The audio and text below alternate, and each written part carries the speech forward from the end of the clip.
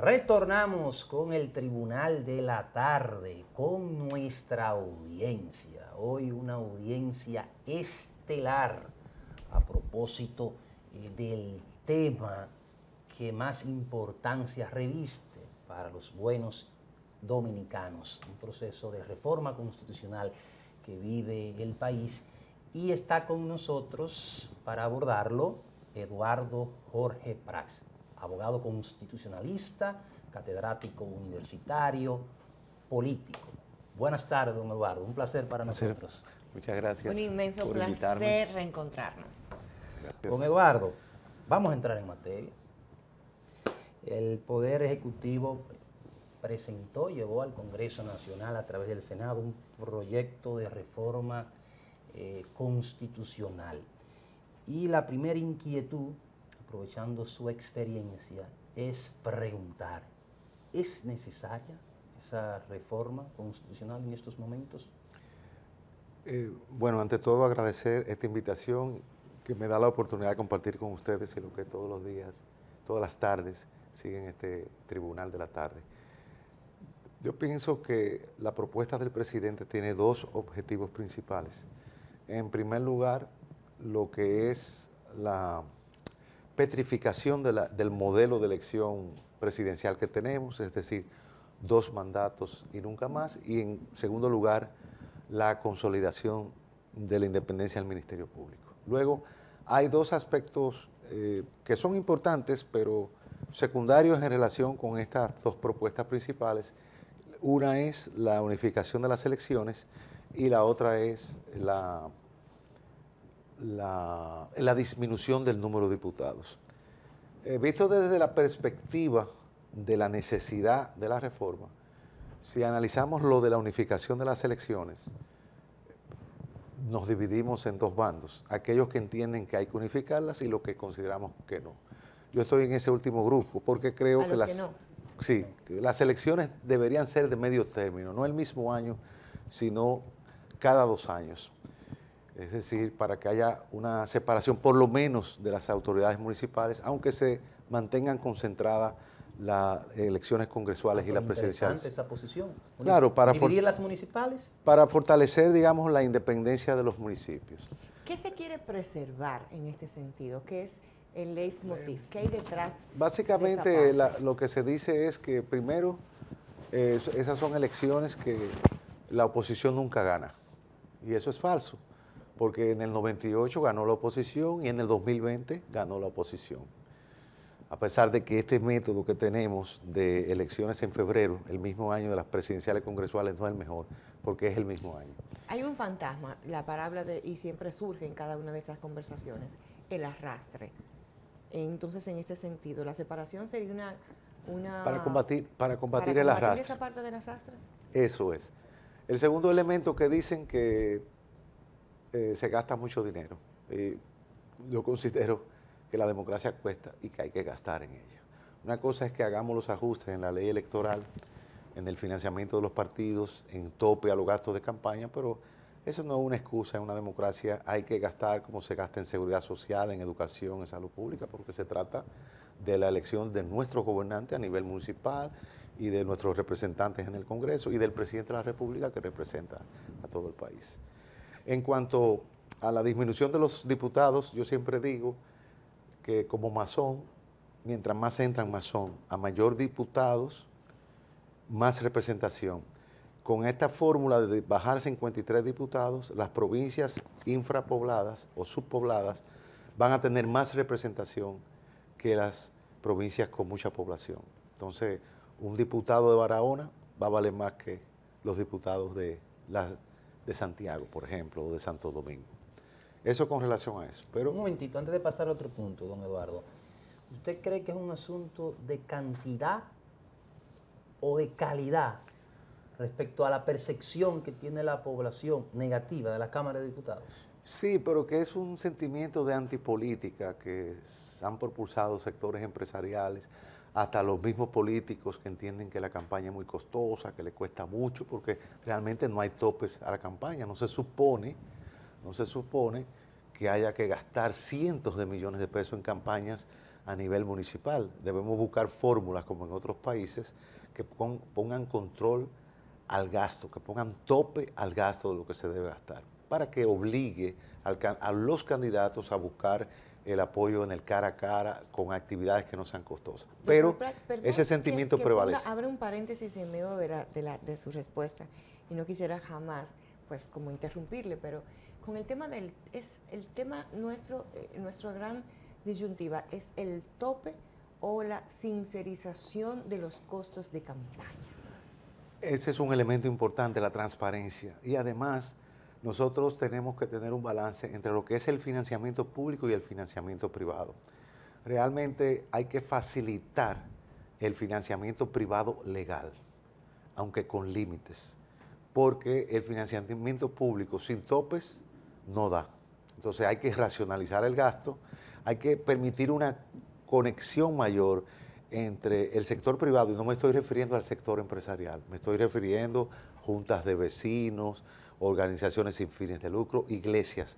Tiene que haber un contacto para que los representantes sean representantes de su pueblo. A ningún senador de la Florida se le ocurre ir contra la industria del cultivo y procesamiento de naranjas, porque es un estado uno de cuyos renglones agrícolas más importantes es la naranja. Aquí no. Aquí mayormente los representantes son independientes. ¿Por qué? Porque o es un financiamiento público y también hay financiamiento que no es transparente, que es lo que tú señalas. A propósito de ese tema que procuraría desentar, ¿verdad?, el ejercicio de las campañas electorales, hacerlo más transparente, más diáfano, hay un elemento que no ha sido incluido en las leyes que rigen el sistema electoral en su primera etapa cuando se promulgaron, la de partido y la electoral, y que luego en su modificación de esta última tampoco, que es el transfugismo.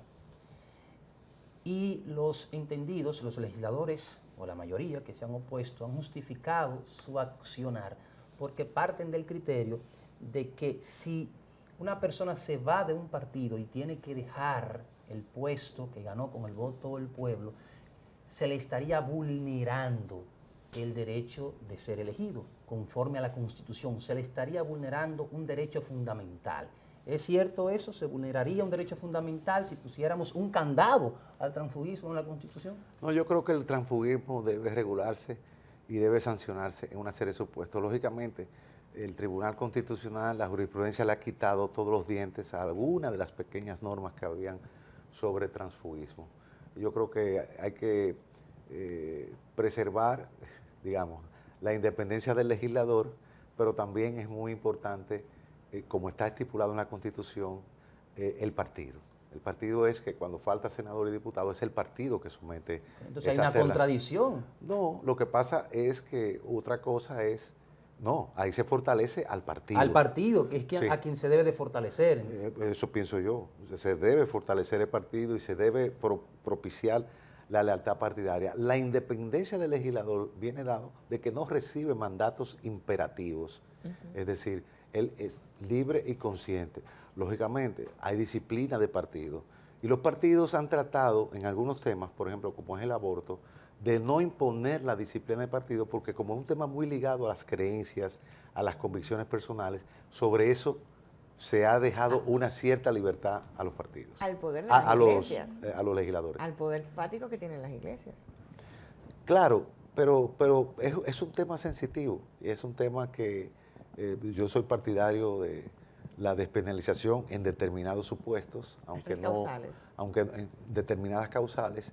Creo que no se debe satanizar ni condenar a la mujer embarazada que decide interrumpir voluntariamente su embarazo en una serie de supuestos donde incluso la presión social, la presión emocional es muy importante, pero tampoco creo que el aborto sea algo para celebrar. Yo soy hijo de médico y definitivamente no me cabe duda, en la Constitución es clara, de que hay vida desde la concepción hasta la muerte. Pero también un ladrón tiene derecho a la vida y se permite la legítima defensa. Entonces no hay ningún problema de poder balancear. Y creo que los tres supuestos serían, en este sentido, la fórmula ideal. Pero hay que reconocer que es un asunto de conciencia. Hay legisladores que son de convicciones cristianas, evangélicos, católicos, que tienen su posición. Eso hay que respetarlo. Yo creo que es un tema muy sensible y creo que la Iglesia Católica, como católico, pienso que tiene la visión más clara de la importancia de la vida. Tanto así que los padres celebran cuando están las imágenes diagnósticas del feto, de la criatura, hasta lo celebran, hasta hay celebración. Entonces, ahí hay una vida y ponerle fin a esa vida debe ser en supuestos excepcionales. ¿Cuáles serían esos supuestos intencionales? Porque en su primera pregunta decía... Las tres causales. En esas tres causales, o sea, pero de manera puntual, ¿con cuáles usted concuerda, está de acuerdo? ¿Y cuáles tienen ustedes por qué no debe de...? Yo concuerdo en los tres supuestos que están establecidos. Y también pienso que cuando se trata de niños y niñas, somos un país de embarazo adolescente. Por eso yo creo que debemos fomentar una ley de maternidad que apoye la maternidad. La mujer la dejamos sola. Creemos todos en el derecho a la vida, pero la dejamos sola. Y por otro lado, tampoco propiciamos los métodos de educación sexual integral, los métodos anticonceptivos. Hay toda una satanización de eso. Entonces, nosotros tenemos que asumir seriamente esto. Hay que apoyar el derecho a la vida, pero hay que apoyar a las mujeres embarazadas. Y hay que permitirle también que, cayendo en esos supuestos, tengan la debida asesoría para tomar esa decisión. Yo no soy mujer, pero entiendo que debe ser la decisión más trágica y más difícil que toma una mujer. Y lo que creo que el Estado no debe dejarla sola. Eduardo Jorge Pras, que fue de los jurisconsultos que participó en la redacción de la Constitución vigente, la del 2010, aunque tiene una modificación en el ámbito de elección presidencial del 15, pero esta en esencia es la Constitución. Es decir, que de Constitución puede hablar. Dice el expresidente de la República, Leonel Fernández, que para poder modificar la Constitución de la República, entre otros aspectos, aquellos que tengan que ver con los procedimientos de reformas instituidos en la misma Constitución, es necesario, perentorio, celebrar un referendo aprobatorio, que una vez que los congresistas reunidos en asamblea revisora conocen la reforma, la aprueban, debe ser ratificada por la mayoría del pueblo a través de un referendo, pero que ese referendo debe de estar precedido por una ley que no tenemos.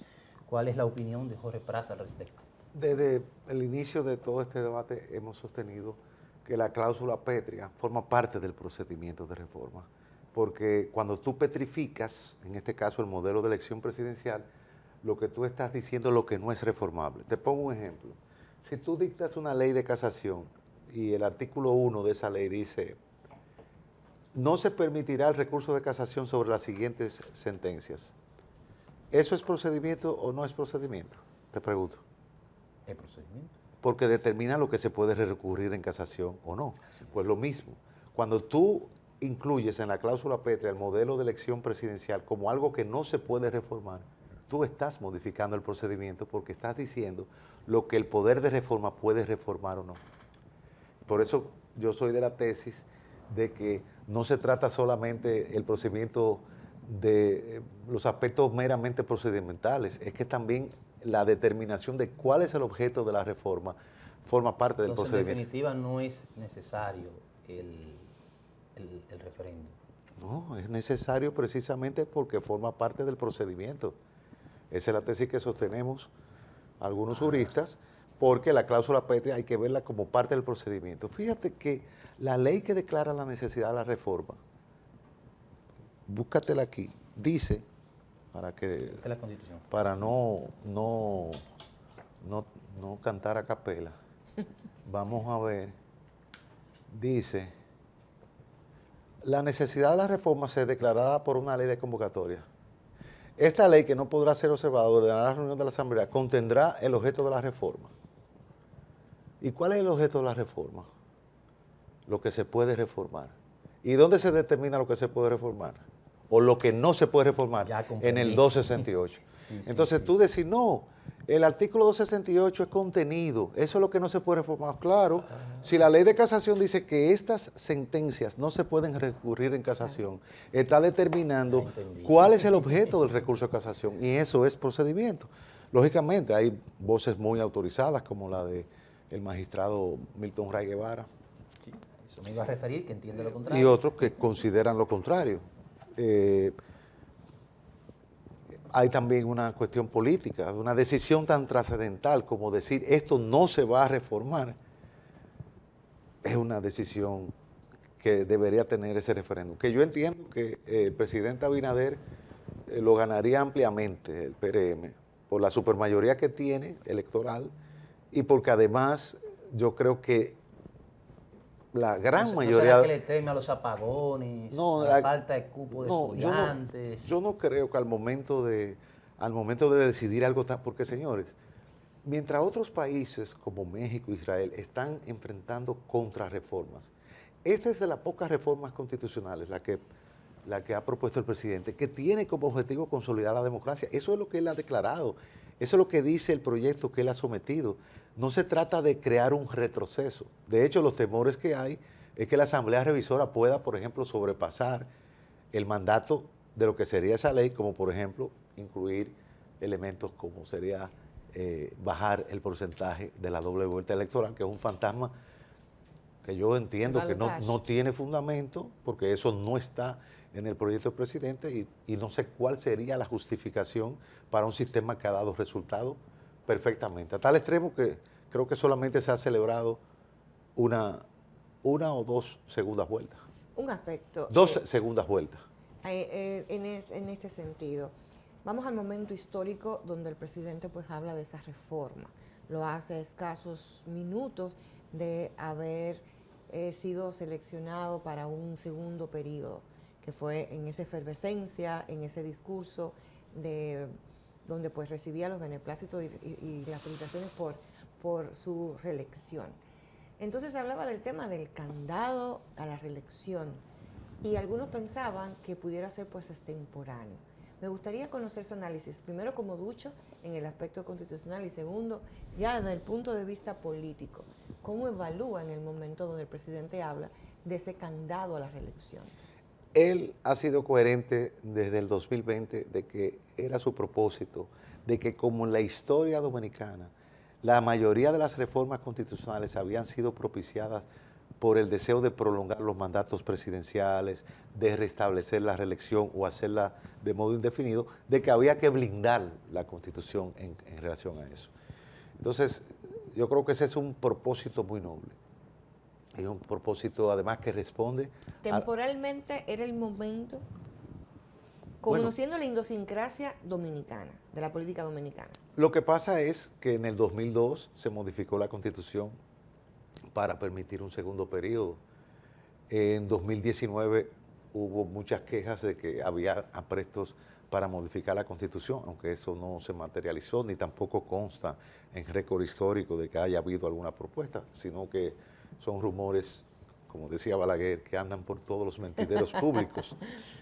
Y yo creo que hay que entender la coherencia que ha tenido el presidente. Yo no cuestiono si sea el momento o no. Sé que hay muchas reformas, la laboral, la fiscal, la eléctrica, la seguridad social, pero bueno, para eso está el Congreso, para legislar y para armar su cronograma de lo que debe hacer, aparte de que la propuesta tiene un elemento de que le obliga en 4 años a aprobar más de 70 leyes que se necesitan para el desarrollo de la Constitución, que yo entiendo que es hasta poco tiempo para todas las leyes que quedan pendientes. Eduardo, nos falta una pata de la reforma, conocer su posición, que es la referente al Ministerio Público.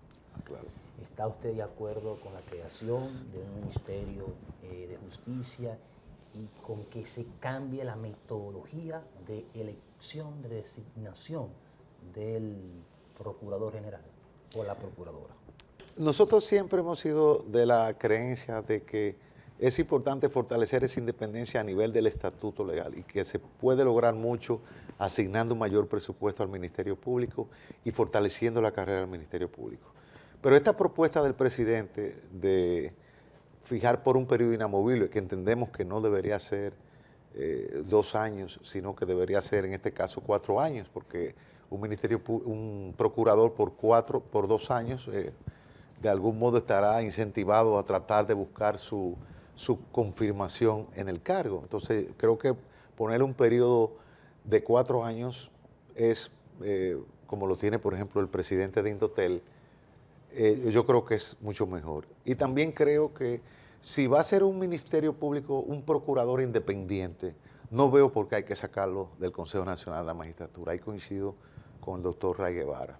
Entiendo que debe haber alguien que pueda contribuir a que todos esos talentos jurídicos que hay en el Ministerio Público, que puedan ser jueces,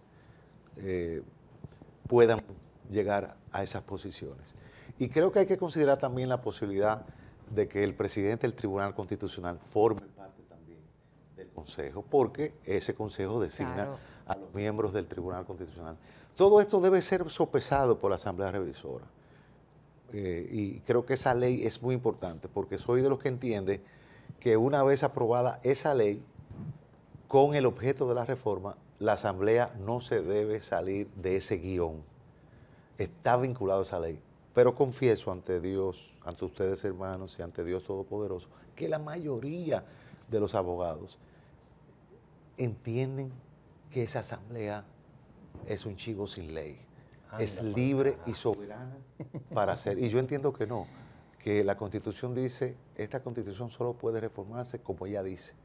Y si fuera libre y soberana, ¿para qué se necesita una ley que declare la necesidad de la reforma si la Asamblea Revisora sencillamente puede conocer lo que le venga en gana y cómo lo quiera hacer? Entonces ahí realmente yo no creo que la Asamblea Revisora sea como Chabela Vargas, que cuando le preguntaban por qué usted dice que es mexicana si usted nació en Costa Rica, y ella dijo, bueno, nosotros los mexicanos nacemos en el país que nos dé la gana. Algo así dijo Delín, el pues pelotero cuidado si nuestro. Delín lo hizo consciente. Exactamente. No sabía. Él más o menos iba en Sí. esa línea. Bueno. Esta es la versión de Chabelo, tenemos la versión deportiva de Delín. Entonces, si la interpretación jurídica así es a lo Chabela Vargas, bueno, si la Asamblea Revisora puede hacer lo que quiere, yo soy de aquellos y lo desarrollo y aprovecho para una payolita y un anuncio. Su libro, hablemos de esto. Mi libro que está de venta ya en la Librería Jurídica Internacional tiene todo un capítulo dedicado a la cláusula pétrea, al referéndum aprobatorio y demás. ¿Dónde encontramos Mucho antes este de libro, ese texto? Está en la Librería Jurídica Internacional. Esto es aquí en la Rómulo Betancourt. En la Rómulo Betancourt, y también hacen entregas en todo el interior del país. Hay que llamado- aprender el Yo voy texto. para allá Mire, porque un como momentito, estudiante de Derecho me brevemente, interesa. antes de despedirle, me gustaría ya como abogado, como letrado, ¿cuál ha sido la evaluación a lo que ha sido el Ministerio Público en la cabeza de la magistrada Miriam Germán? Yo he criticado algunas actuaciones del Ministerio Público en casos penales de gran trascendencia, porque entiendo que en gran medida se ha sobrepasado el principio de objetividad, se ha culpabilizado. El Ministerio Público tiene un deber de objetividad que incluso lo obliga a presentar pruebas de descargo cuando las tiene. Y no es un acusador comprometido como lo es un abogado privado. Usted está comprometido con la verdad objetiva. He sido crítico de eso. Pero también he revelado o he sacado a relucir la importancia que es la designación presidencial del Procurador General de la República. Eso no se debe perder y eso no se debe supeditar al Consejo de la Magistratura. En dado caso, si se quiere tener un refrendo, que se vaya al Senado o a ambas cámaras legislativas. Creo que el Consejo es algo muy pequeño para que refrende a el Procurador. Pero fíjense cómo todo el mundo señala que con la magistrada Miriam Germán ha avanzado la independencia del Ministerio Público. Eso para que ustedes vean que las instituciones lo hacen no solo las leyes y los mecanismos legales, sino también las personas. ¿Qué hubiese sido el Tribunal Constitucional si no se designa a Milton Ray Guevara como su primer presidente? ¿Qué hubiese sido la Suprema Corte de Justicia en la primera ola de reformas si en el 97 no se designa, o 98, no se designa a Jorge Subero Isa? ¿Tendría el perfil para ser el nuevo procurador?